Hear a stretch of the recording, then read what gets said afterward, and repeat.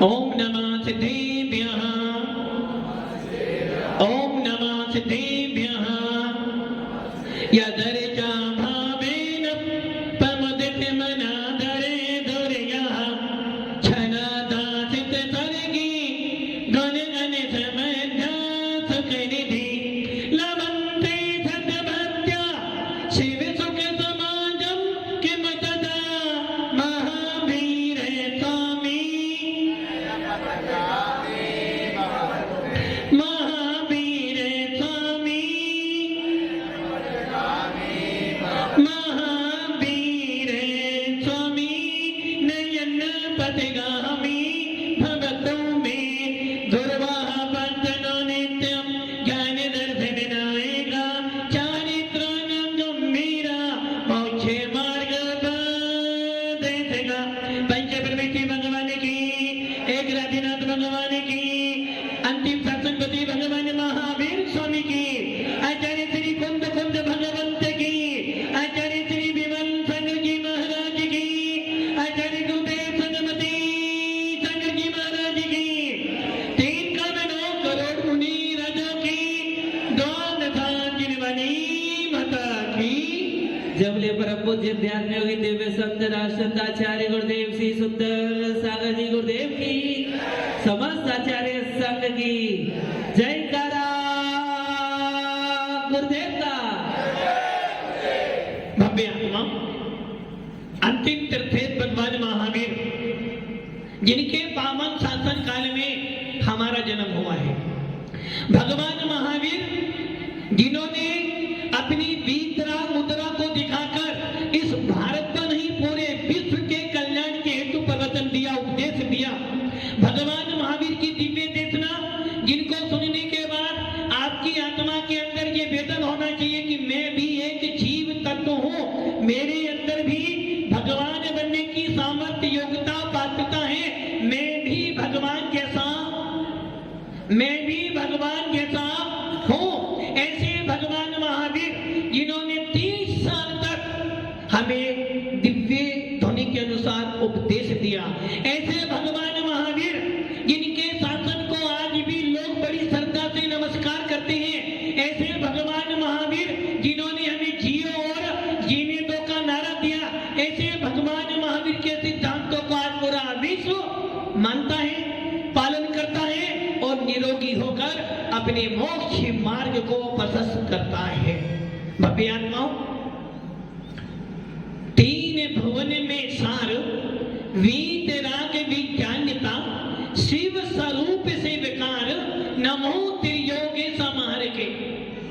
3 भुवन में सारभूत वस्तु, 3 लोकों में सारभूत वस्तु और तीनों जगत के अंदर यदि कोई सारभूत वस्तु है तो कौन सी है?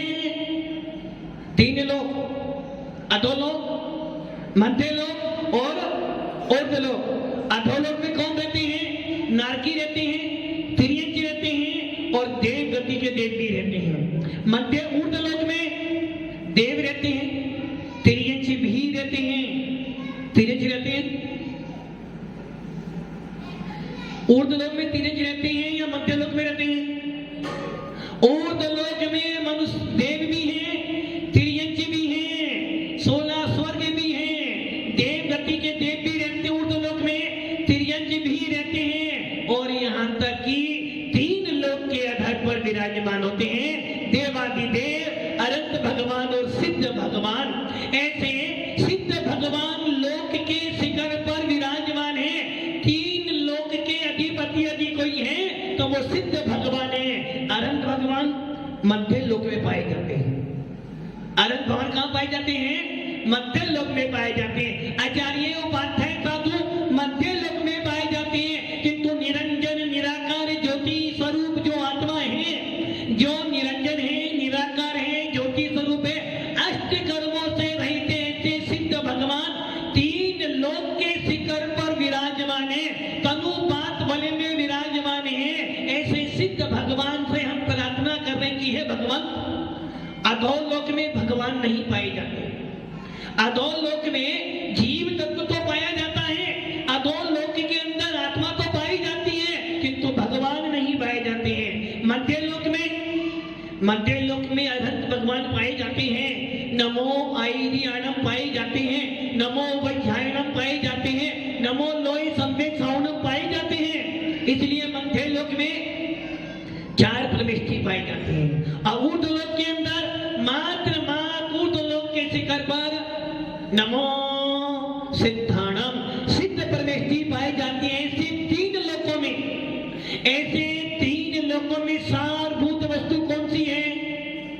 3 भुवन में सार वीतराग विज्ञानिता। आज पूरा विश्व विज्ञान के पीछे भाग रहा है। आज आपके बच्चे साइंस को पढ़ पढ़ के धर्म से विमुख हो रहे हैं। कोई कहता है हम चांद पर मकान बनाएंगे, तो कोई कहता है हम सूर्य पे मकान बनाएंगे, कोई कहता हम तारों को पकड़ के लाएंगे। किंतु मम्मी आता साइंस पढ़ो, किंतु आचार्य भगवंत कह रहे हैं साइंस बदलता रहता है, सिद्धांत विज्ञान के बदलते रहते हैं, खोज चलती रहती है, करते निर्णय नहीं हो पाता है। एक साइंटिस्ट किसी की खोज करता है तो दूसरा उसका खंडन कर देता है। इसलिए 3 भुवन में सार, 3 लोकों में सारभूत वस्तु कौन सी है? विज्ञान। 3 लोकों में विज्ञान मैंने विशेष, ज्ञान मैंने ज्ञान, विशेष ज्ञान। तीनों लोकों में ज्ञान पूजनीय है। और यही कारण है राजा की पूजा कहां पर होती है? राजा की पूजा कहां पर होती है? उसके राज्य में। धनवान की पूजा कहां पर होती है? उसके नगर में। पंडित की पूजा कहां पर होती है? पंडित की पूजा कहां पर होती है? विद्वान की पूजा कहां पर होती है? सारी ओर होती है। और जिनके पास ज्ञान होता है उनकी पूजा तो तीनों लोकों में की जाती है। इसलिए ज्ञान सर्वोपरि है। ज्ञान के बिना आत्मा का काम नहीं चल सकता। आत्मा में केवल ज्ञान भरा हुआ है, आत्मा में केवल ज्ञान ज्योति विद्यमान है, आत्मा के अंदर अनंत भगवान जैसी सामर्थ्य भी विद्यमान है। इसलिए हमारे शास्त्र में कहा गया है 3 भुवन में सार वीतराग विज्ञान। विज्ञान मतलब विशेष ज्ञान।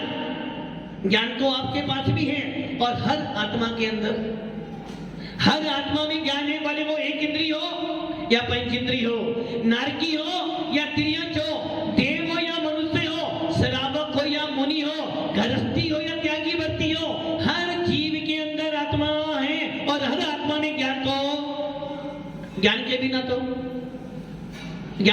तो कोई भी जीव नहीं है। यहां तक कि जो मच्छर है ना, मच्छर क्या करता है? मच्छर रात में क्या करता है? काटता। और दिन में प्यार करता है। रात में काटता, दिन में। मच्छर जब भी मच्छर आएगा तुम्हें काटेगा, तो मच्छर के अंदर भी ज्ञान है।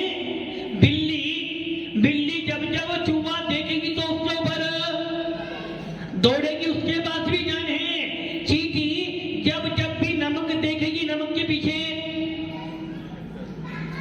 दौड़ेगी?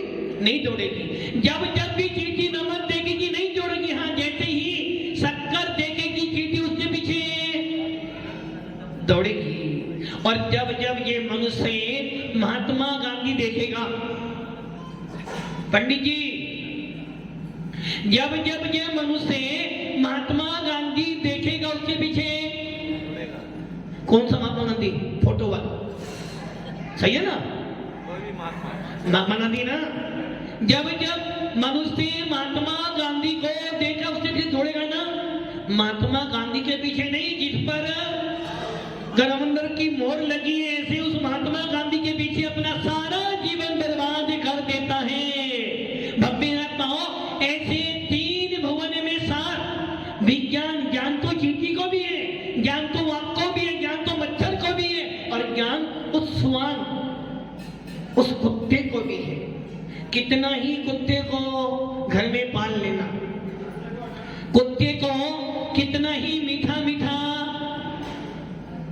समझे कि मीठा क्या मीठा सीरा खिला देना, कितना ही दूध पिला देना सांप को, किंतु सांप के मुंह में जाने पर वो क्या बनेगा?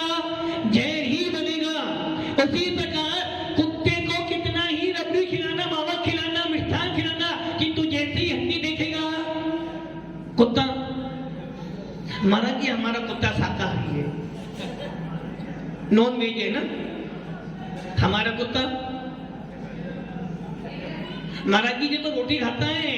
अरे भाई कहावत है, कुत्ते की पूंछ को कितने ही वर्षों तक सीधी करना फिर वो टेढ़ी ही निकलेगी, वैसे ही कुत्ते को कितना ही दूध पिला देना, कुत्ता जैसा ही मांस फेंकेगा ऊपर, सांप को कितना ही दूध पिलाना जहर ही बनेगा, वैसे ही आपके पास ज्ञान तो है, किंतु जब तक वो ज्ञान राग देश मोह से भरा हुआ है वो तुम्हारा पतन करेगा, तुम्हें नरक गति में, तुम्हें दुर्गति में ले जाएगा। और यदि वही ज्ञान वीतराग विज्ञान था, ज्ञान तो पूजनीय है, ज्ञान तो सर्वमान्य है, ज्ञानी की पूजा तो तीनों लोकों में की जाती, किंतु वो ज्ञान कैसा होना चाहिए? वीतराग विज्ञान था। यदि तेरा ज्ञान राग देश मोह कसायों से सहित है तो तेरा ज्ञान पूजनीय वंदनीय नहीं है। यदि वही ज्ञान भेद विज्ञान पूर्वक है, यदि वही ज्ञान वीतरागता से सहित है तो तेरा ज्ञान पूजनीय है, वंदनीय। और ऐसे ज्ञानी को हमारे जैन शासन में वीतराग विज्ञान था। तीन भुवन में सार वीतराग विज्ञान था। किसकी पूजा करी हमने? केवल ज्ञान की पूजा करी। हमने पूजा करी सरस्वती की पूजा करी, हमने पूजा करी उस आत्मा में बैठे हुए उसके निर्मल विशुद्ध भेद विज्ञान की पूजा करी।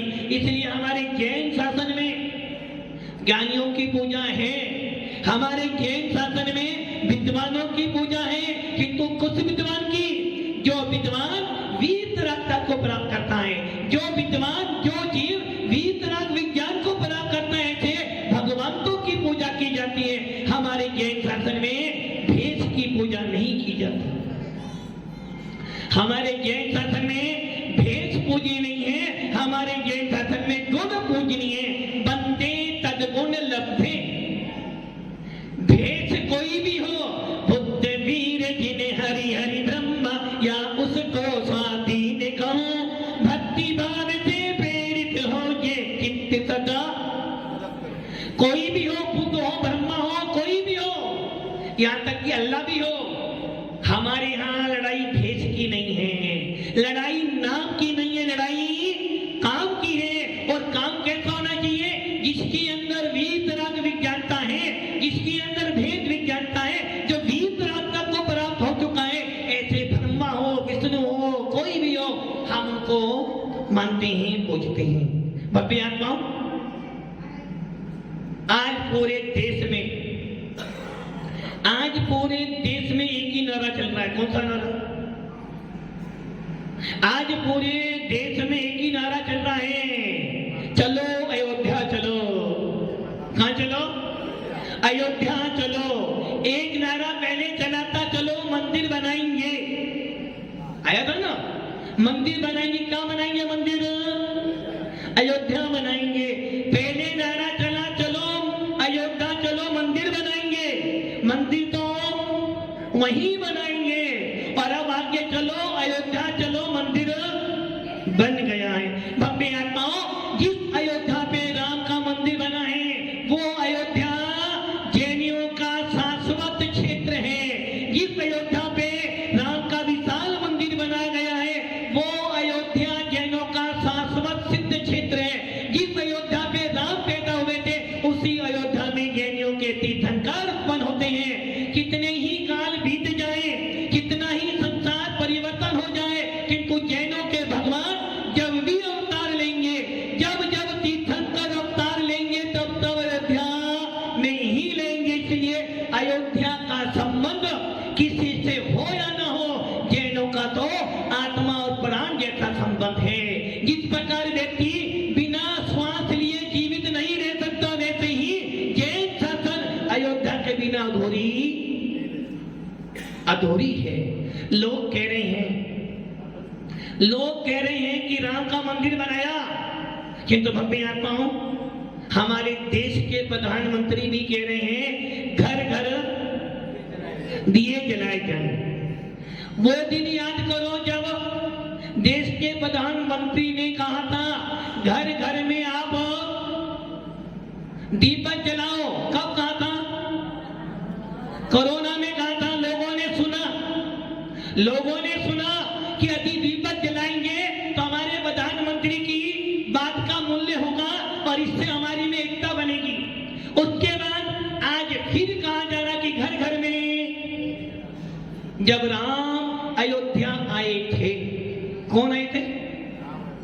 राम, भगवान राम जब अयोध्या आए थे, कौन आए थे? पंडित जी कौन आए थे? भगवान राम अयोध्या आए थे। कमलेश जी कौन आए थे? भगवान राम जब अयोध्या आए थे तो घर घर में दिए जले थे। किनके आने पर? भगवान राम। भव्य आत्माओं, जैन शासन कहता है भगवान बनने के बाद भी यदि संसार में आना पड़ता है तो ऐसा भगवान पद हमें। एक बार भगवान बन जाने के बाद, एक बार कर्मों से विनाश हो जाने के बाद, एक बार क्रोध मान माया लोभ का विनाश हो जाने के बाद, एक बार आत्मा से परमात्मा बन गए, फिर तुम संसार में नहीं आ सकते। जिसने 3 लोक की संपत्ति छोड़कर 3 लोक के अधर विराजमान हो गए हैं, जिन्होंने अपनी आत्मा में अनंत ज्ञान, अनंत दर्शन, अनंत सुख, अनंत वीर्य प्राप्त कर लिया है, जिन्होंने अपनी आत्मा में से शरीर को अलग कर दिया है, जिसने अपनी आत्मा में से क्रोध, राग, द्वेष, परिवार सब नष्ट कर दिया है, ऐसा भगवान पुनः संसार में जैन शासन में बार बार अवतार नहीं है। जो एक बार शुद्ध सोना, एक बार शुद्ध हो जाए, क्या सोना एक बार शुद्ध हो जाए, वो कीचड़ में भी गिर जाए तो शुद्ध ही रहता है। और जब तक मिलावट है तब तक सोना और उस सोने को बेचता नहीं, पहले शुद्ध करता। उसी प्रकार भव्य आत्माओं, जब राम आए थे, कौन आए थे? भगवान राम। भगवान राम, भगवान माँ भी तुम्हारे घर आए, भगवान माँ भी तुम्हारे घर आए। वर्तमान को वर्तमान की आवश्यकता है। हम बोल रहे हैं कि वर्तमान में वर्तमान चाहिए। क्या चाहिए हमें? सिद्धांत चाहिए, भगवान नहीं चाहिए। क्योंकि भगवान तो मोक्ष में गए और जिसने वैकुंठ को प्राप्त किया है, वैकुंठ मतलब वैकुंठ, वैकुंठ मैंने मोक्ष नाम नहीं है, वैकुंठ मैंने स्वर्ग है। वैकुंठ मैंने स्वर्ग, और स्वर्ग में बार बार जाते हो, बार बार आते हो, बार बार जाते हो, बार बार। किंतु जिसने वैकुंठ से ऊपर मोक्ष धाम को प्राप्त किया है, मोक्ष धाम मैंने मोक्ष धाम, जहां दीप को जलाते हो, मोक्ष धाम, मोक्ष की यात्रा, वो मोक्ष धाम नहीं। हमारे यहाँ मरना मोक्ष धाम नहीं है, जलाना मोक्ष धाम नहीं है, वैकुंठ जाना मोक्ष धाम नहीं है। हमारे यहाँ तो जिस भव्य जीव ने जन्म लिया, राज्य पाठ किया, और राज्य पाठ करते करते करते जब वैराग आ गया, आदिनाथ भगवान जिन्होंने अयोध्या में जन्म लिया था, ऐसे प्रथम तीर्थंकर इसलिए हुंडा अब सपनी काल के प्रथम तीर्थंकर भगवान आदिनाथ, जिन्होंने राजा की राज आदिनाथ, जिन्होंने अयोध्या में जन्म लिया, जिनका 84 खंड का 84 मंजिल का महल था, ऐसे राजा की राज आदिनाथ 83 लाख पूर्व तक राज अवस्था में रहे और अयोध्या का शासन किया, जिनके पुत्र के नाम से भारत का नाम पड़ा, जिनके पुत्र बाहुबली ने वीतराग मुद्रा धारण करके पूरे विश्व के लिए संदेश दिया, ऐसे राजा जी राज आदिनाथ अयोध्या के राजा थे। किंतु जैन शासन ने उन्हें भगवान आदिनाथ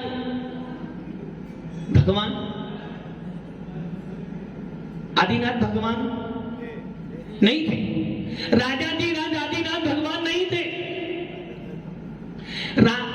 आदिनाथ जी नहीं, भगवान महावीर भी जब तक घर में थे हमारे लिए पूजनीय वंदनीय नहीं थे, क्योंकि वीतरागता की पूजा होती है हमारे यहाँ, दिगंबरत्व की पूजा होती है हमारे यहाँ, नगरत्व की पूजा की जाती है हमारे यहाँ, गुणों की पूजा की जाती है। आदिनाथ राजाधिराज अयोध्या के शासनपति रहे, किंतु जैन शासन ने नमस्तु नहीं किया।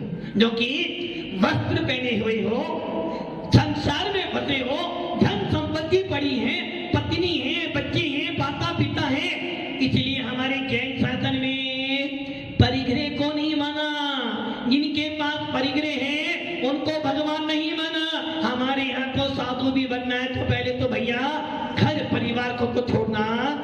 राजाधिराज आदिनाथ अयोध्या में जन्म लिया, फिर भी जैनों ने हाथ नहीं जोड़े और किस समय राजाधिराज आदिनाथ ने सब कुछ छोड़कर वन में गए, सब कुछ छोड़कर दिगंबरत्व को धारण किया, नगरत्व को धारण किया, वीतराग मुद्रा धारण करी। उसी क्षण पूरे विश्व ने महामुनि आदिनाथ मानकर उनकी वंदना पूजा करी। राम अयोध्या आए थे। कौन आए थे? भगवान राम। भगवान राम, अरे भाई भगवानों की तो बात छोड़ो, हमारे यहाँ तो यदि कोई मुनि बन जाता है, कोई घर परिवार त्याग करके संन्यास धारण करता है, दिगंबरत्व धारण कर लेता है, तो वो कभी अपने घर नहीं जाता है। यदि कोई दिगंबर मुनि बन जाए वो कभी अपने घर, और यदि कभी घर जाना भी पड़ता है तो मात्र एक काम के लिए जाते हैं, हार करने के लिए जाते हैं, अथवा किसी की समाधि मरण सुधारने के लिए जाते हैं, अथवा जिनके घर में चैताल्य होता वहां जाते हैं। किंतु एक बार संन्यास धारण कर लिया, घर का त्याग। और भगवान राम कहां पर आए थे? अयोध्या में आए थे।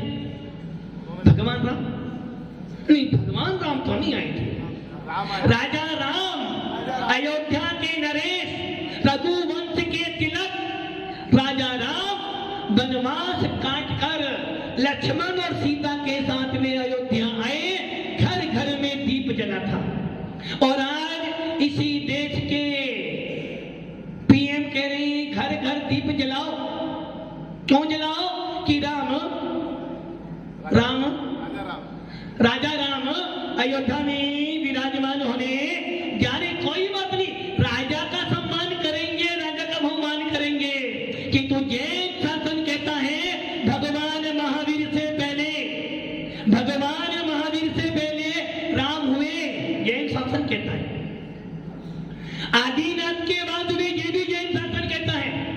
पहले तीर्थंकर आदिनाथ, अंतिम तीर्थंकर भगवान महावीर। आदिनाथ के बाद में राम हुए और महावीर से पहले। आज सब करें जय जय राम बोलो, इससे पहले राम नहीं थे क्या? राम तो पहले भी थे और आज भी। भव्य आत्माओं, आदिनाथ के बाद राम हुए और महावीर से पहले राम हुए। मुनि सुबतनाथ भगवान यदुवंशी थे।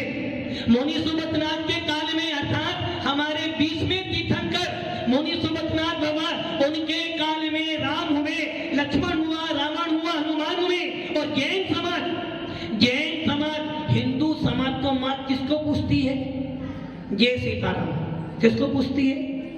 जय सीताराम। रावण को, जो कि रावण पापी था।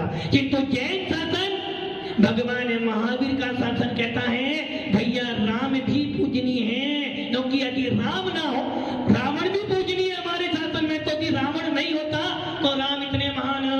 यदि किसी देश में, किसी संसद में विपक्ष ना हो तो, यदि विपक्ष ना हो तो सरकार चलने वाली। इसलिए सामने विरोधी होना चाहिए। विरोधी होगा तभी तुम काम करोगे। इसलिए संसद में यदि विपक्ष नहीं है तो संसद चल नहीं सकता।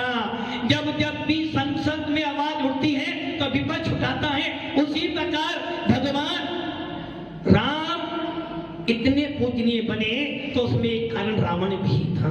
हर अच्छाई के पीछे बुराई होती है, हर बुराई अच्छाई को जन्म देती है। वैसे ही रावण भी जैन शासन के अनुसार पूजनीय है, वंदनीय। क्योंकि रावण भी यदि राम मुनि बनकर मोक्ष में गए हैं, भगवान राम राजा राम नहीं, राजा राम तो अयोध्या के राजा थे।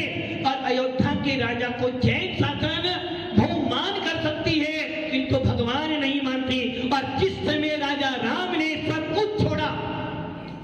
सीता को भी छोड़ा।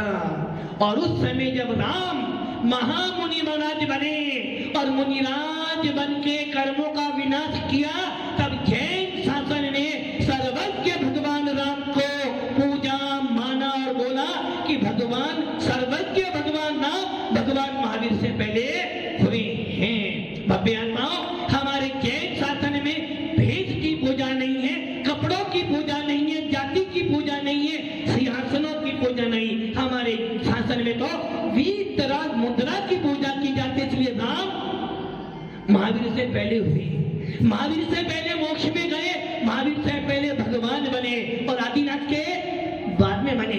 इसलिए इस अयोध्या में दीप जलाए जा रहे हैं। वो अयोध्या जैनों का अनादि निधन तीर्थ है। जिस अयोध्या में राम का मंदिर बना है, उसी अयोध्या में हमारे 24 तीर्थंकर उत्पन्न होते और आज से नहीं, अनादि काल से लेकर अनंत काल तक होते रहेंगे।